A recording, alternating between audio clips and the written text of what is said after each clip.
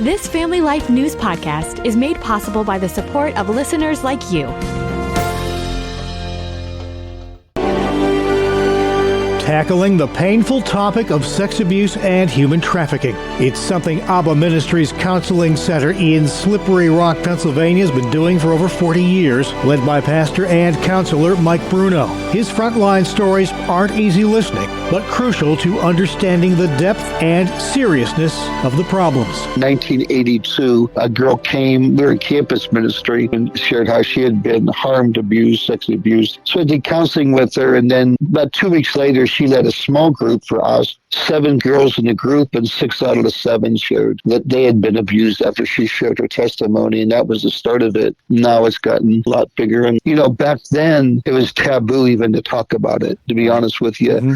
Even if you presented to a church, you couldn't speak. I mean, it was shunned, really. And it was really difficult to just communicate, what was going on, because it was something that just wasn't talked about. It's a lot different now. At the same time, it's still somewhat difficult. 1 out of every 3 females have been sexually abused. 1 out of every 4 guys now by the age of 21. You know what I'm saying? Mm-hmm. And it's an epidemic, like it or not. And then, so we do the regular abuse, we do heavy-duty abuse cases, and then, we have, right now, I think we're doing about 10 trafficking cases right now just in our center. From that single story back in the early 80s, things really did grow from there. You're one of the larger centers in Western Pennsylvania now. We're seeing 80, 90 cases or something like that right now, and we have a waiting list that's really huge because not too many people, I'm talking Christian counseling centers, want to do it. Either they don't have the expertise because we're in court a lot and they have to have a MSW, LPC, but beyond that, it's just something where these kids are really high risk for suicide. To be honest with you, the success rate statistically is less than 10%. But only by the grace of Jesus, our success rate's honestly about 90%. But that's because they're great counselors, a really great assistant director, Robin Ace, and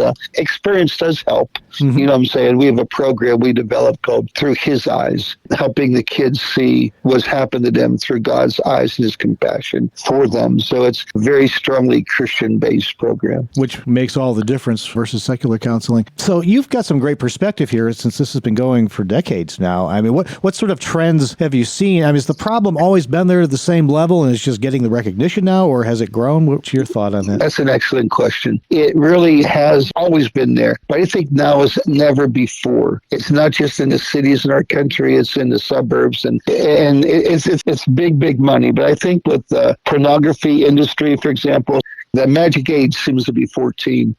Kids are abducted, and one girl can make it $200,000 in the first year. Now, it usually goes down as she gets older. Mm-hmm. Now, it might be hard to believe, but they have people that are waiting for kids. They're ordered. It's very prescribed. Some of it's from gangs. It's very well organized. The kiddie porn industry has grown exponentially. Many kids coming in. They're 3 years old, 5 years old, 7 years old, 8 years old. It's horrendous, but it's real. I can give you a testimony of a girl trafficked since she was 3. I think we got her when she was 14. The person that did it was put in jail. That's not always the case, but hadn't talked, I believe, for 2.5 years. Delayed speech, and assistant director. She's a great counselor. It took about a year for her to say her first words, but now, she's walking with Jesus. It's very, very powerful. At the same time, she went through a lot, as most of our kids. A lot of times they have to have a GI tube put in them because they've been mutilated to a definite degree inside. Most counseling centers either don't feel equipped or they just don't want to do it because it's 2 steps forward, 1 step backward. Thank God we've never lost anybody to suicide, but we've had suicide attempts, right before counselors because these kids have gone through so much. It's a different type of counseling. It's difficult.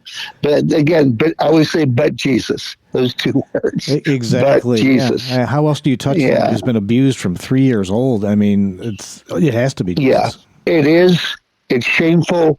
But again, the kiddie porn industry, I don't even understand that, to be honest with you. But like it or not, It's very prescribed. Someone goes in to watch regular porn. Then it gets worse and worse and worse to this. We're talking maybe $1 trillion, and there's billions and billions and billions of dollars. There's organized crime. A lot of people probably have a hard time understanding this. But for example, fentanyl is such a big deal now. Mom and dad get hooked on fentanyl, and like it or not, they rent their kids out for the weekend. They think, they're with somebody else, and fentanyl is horrendous.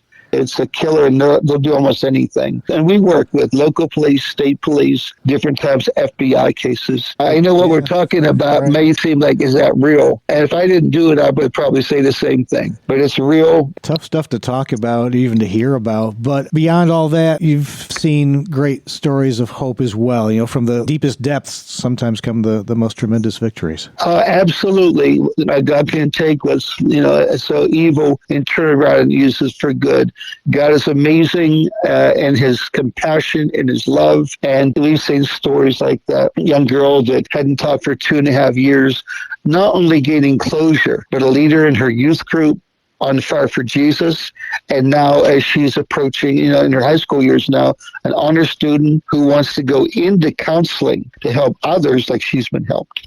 These kids are amazing. And then they not only get help, honestly, they turn out to be leaders. So many of them, they've accepted Jesus. We're just very thankful. Jesus said, when he took the 5 loaves and 2 fish, he fed a multitude. And we try to give the 5 loaves and 2 fish to Jesus. It's up to him to multiply it. We just do the best we can. We're just real thankful for the body of Christ. The body of Christ is the key. We're the hands and feet of Jesus. Jesus said, what you do unto these little ones, you do unto me. I see it as a specific population to share the gospel with. The body of Christ is the key in prayer, giving, and just making it a priority. Pastor and counselor Mike Bruno with Abba Ministries Counseling Center in Slippery Rock, Pennsylvania. Please join us again next time as we search for your home, your town, your hero. It's Hometown Heroes on Family Life. Thank you for listening to this Family Life News podcast. If you've been encouraged by what you've heard, please share it with others and click the subscribe button to automatically receive future episodes.